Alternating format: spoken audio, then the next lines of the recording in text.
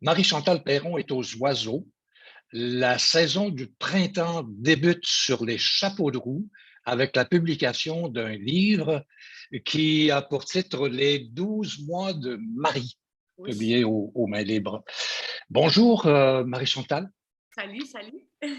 C'était le lancement hier. J'ai Ouais. l'impression que la ville devait être présente. En tout cas, le bottin des artistes devait être là en grande partie.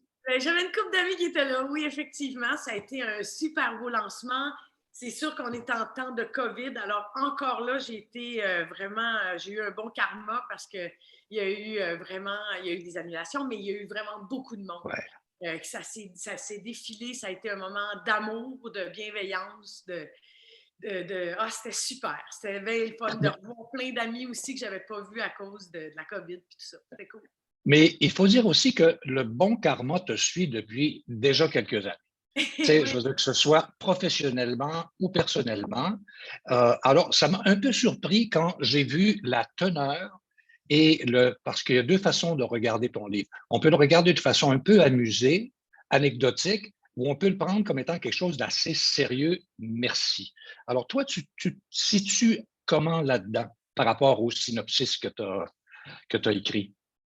Ah, ben, c'est sûr que je voulais parler d'une douleur, d'une souffrance, d'une peine, d'un lien invisible, Mhm. d'une façon ben, de parler de cette fragilité-là, qui est le lien des beaux-parents. Alors, je voulais plonger. Je ne savais pas jusqu'où ça irait, mais j'ai investi tout mon cœur dans cette écriture-là, oui. Alors, il s'agit, oui, d'une fiction, mais en même temps, les fictions, ça ne tombe pas du ciel. Non, À un c'est moment sûr donné, que il faut c'est qu'il y un ait un élan. vécu qui précède ça. Oui, ça, C'est c'est sûr ça. que c'est un élan du cœur.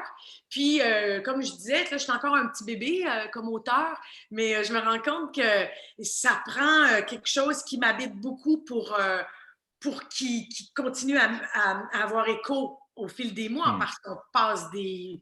Ça fait 2 ans que je suis avec ces personnages-là dans ma tête. Puis, Sûr. ça fait que je travaille à savoir aussi que je m'en vais, puis travailler régulièrement. Alors, si c'est une histoire qui ne tient pas plus ton intérêt, ben ça ne tiendra pas non plus l'intérêt de ceux qui vont te lire. Là. Je veux dire, C'est sûr. c'est très. C'est sûr. Il faut beaucoup s'investir dans l'écriture, c'est magnifique. Comme interprète, c'est un autre Hmm. investissement. Mais comme auteur, on a vraiment toutes les. Comment on dit, on est un peu comme. C'est nous le marionnettiste de tout le monde. C'est ça. Il faut savoir aimer chacun des personnages puis s'en investir à chaque fois. Sans être réducteur, c'est l'histoire d'une femme et sa belle-fille. Tout part de là. Oui, oui. On dirait que c'est venu te chercher, ça. J'ai trouvé ça drôle parce que tu as dit par rapport à. Je ne veux pas être réducteur, mais ça m'a fait rire. Oui, je voulais parler de ce lien-là invisible qui peut exister de plus en plus dans nos familles recomposées, qui malheureusement se décomposent aussi. On est rendu plus loin dans. Avant, on recomposait des familles, mais maintenant, ces familles-là Mhm. risquent peut-être malheureusement de se décomposer. Et je trouvais que c'était important comme société de se poser la question qu'est-ce qu'on fait avec ces gens-là, ces liens-là, qui ne sont pas légiférés? Je veux dire, un enfant qui est au centre d'une rupture entre ses deux parents, bien qu'il soit en conflit de loyauté, en colère, en peine, il va avoir la chance de reparler à l'autre parent la semaine suivante, puis l'autre semaine, puis l'autre semaine. Alors, il y a une capacité de réparation avec un parent légal, tu comprends? Ouais. Mais quand on est beau-parent, si cet enfant-là se retrouve en conflit de loyauté, eh bien, il peut aussi ne jamais pouvoir réparer sa Mhm. peine ou sa colère parce que le beau-parent disparaît. Euh, Ouais. parce que si le décor change, tu comprends? Alors, il y a une composante sociétale, là. On peut pas ne pas l'affronter. Tu sais, je veux dire, qu'est-ce qu'on fait avec ça?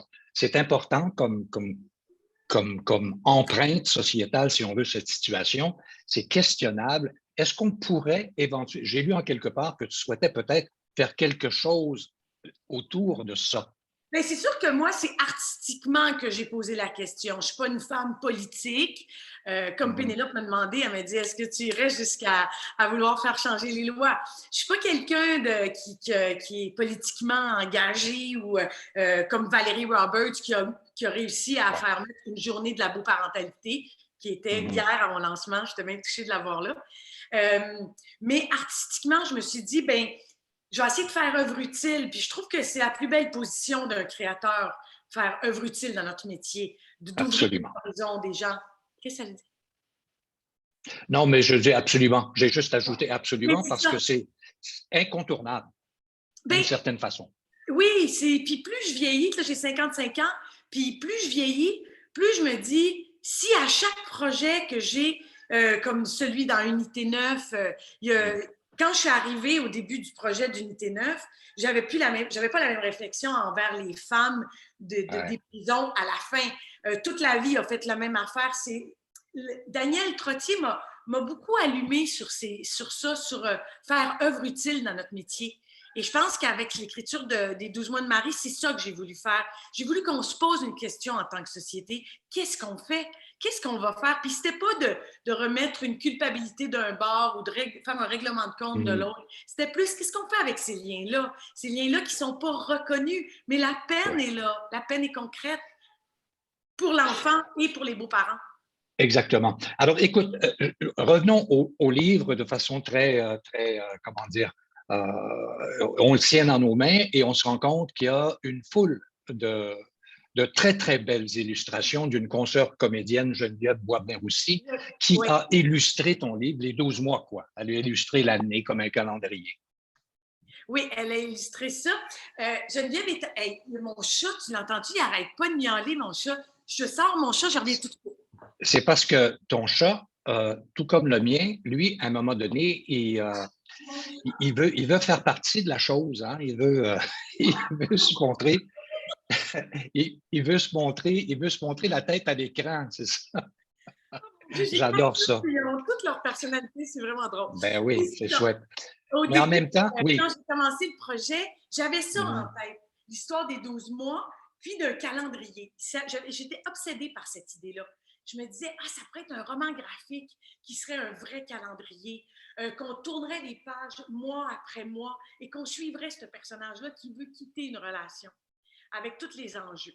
Mais plus ma parole se déployait, plus le calendrier avait plus son sens parce que c'était trop restreint au niveau de ma capacité d'écrire dans des petites cases, puis tout ça. En tout cas, ça ne marchait plus. Que j'ai mis ça en veilleuse, et c'est quand j'ai rencontré mes éditeurs qu'à un moment donné, quasiment en boutade, j'ai dit, quand je pense qu'au début, c'était un calendrier, puis là, ils ont fait, qu'est-ce que tu veux dire, un calendrier? Ben, là, je leur ai expliqué mon projet du début, que j'aurais souhaité un calendrier. Alors, c'est là qu'ils ont dit, mais il n'y a rien qui t'empêche de le faire. J'étais tellement contente que je me suis dit, on peut faire un roman illustré. Alors, c'est là que j'ai rencontré Geneviève, qui était sur le plateau toute la vie avec moi. Et on s'est mis à discuter un moment d'attente sur le plateau. Et là, j'ai découvert cette femme-là fantastique. En plus d'être une actrice vraiment merveilleuse, elle était une super camarade. Je comprenais qu'elle était habitée par tout son univers visuel puis tout ça. Alors, je me suis dit, ben si je t'envoyais mon scénario, mon manuscrit, ça t'intéresserait-tu peut-être de l'illustrer? Puis elle m'a rappelé le lendemain, puis elle était sous le charme de l'histoire de Marie, ce qui arrivait à cette femme-là. Elle était très touchée, très émue de ce qui arrivait à cette femme-là, à cette petite prunelle-là, et elle a plongé là-dedans. Donc, elle m'a fait des magnifiques illustrations. Elle est venue chez moi. Elle m'a pillée. C'est pour ça que je l'appelle la pirate. Oui. J'ai plein de bibelots que je n'ai plus, de tissus. Elle est partie comme 4-5 boîtes, puis elle recréait des images à partir de plein de choses hétéroclites, finalement, comme pour illustrer une recomposition d'une famille. Donc, je trouvais ça vraiment intéressant. Elle avait un deuxième niveau de lecture sur ce que j'écrivais. Oui. Là, il va falloir que tu prennes, Marie-Chantal, il va falloir que tu prennes ton bâton de pèlerin. Parce que, je veux dire, cette publication déjà suscite énormément d'intérêt. Et là, il y a toutes sortes de projets qui se greffent autour. Alors, parle-moi de ça. Il y a des lectures théâtrales. Oui. Là, en novembre dernier, j'ai eu la chance de le faire en balado avec Francis Legault. À ce moment-là, mon récit n'était pas complètement déployé, mais il était vraiment vers la fin. On avait une contrainte de temps, 53 minutes. Alors, si vous l'écoutez en balado, vous allez avoir une synthèse des 12 mois de Marie.